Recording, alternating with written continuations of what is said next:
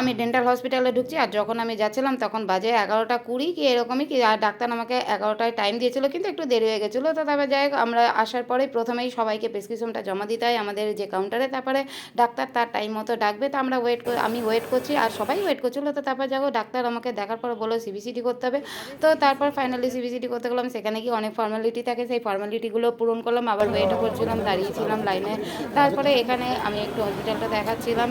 আর তারপরে অনেকক্ষণ ওয়েট করার পরে বললো যে ভিজিট করতে গেলে সোনার কানের মারে যা যা আছে সব খুলে রাখতে হবে। তো দেখো খুলে নিয়েছি। তারপর অনেকক্ষণ ওয়েট করছি, অনেকক্ষণ ওয়েট করার পরে দেখা গেল বলছে যে 3:15 করে আবার কাজ হবে। তো তারপর ভাবলাম যে একটু খেতে যাই, যেহেতু অনেকক্ষণ আগে খেয়ে এসেছি আর খিদেও পেয়ে গেছে, তো এইটা খেয়ে নিলাম। তো তারপর অনেকক্ষণ ওয়েট করার পরে তারপর সিবিসিটি করতে বসে গেছিলাম, করা হয়ে গেছিলো। করার পরে এবার রিপোর্টের ওয়েট করছিলাম। তো ফাইনালি রিপোর্ট পেয়ে গেছি। যখন রিপোর্ট পেয়েছি তখন বাজে 4:15-20। তো তারপরে আবার গিয়ে জমা দিতে গেলাম, গিয়ে দেখছি একদম হসপিটাল ফাঁকা। তো এইভাবে আজকে দিনটা কাটালাম। টাটা।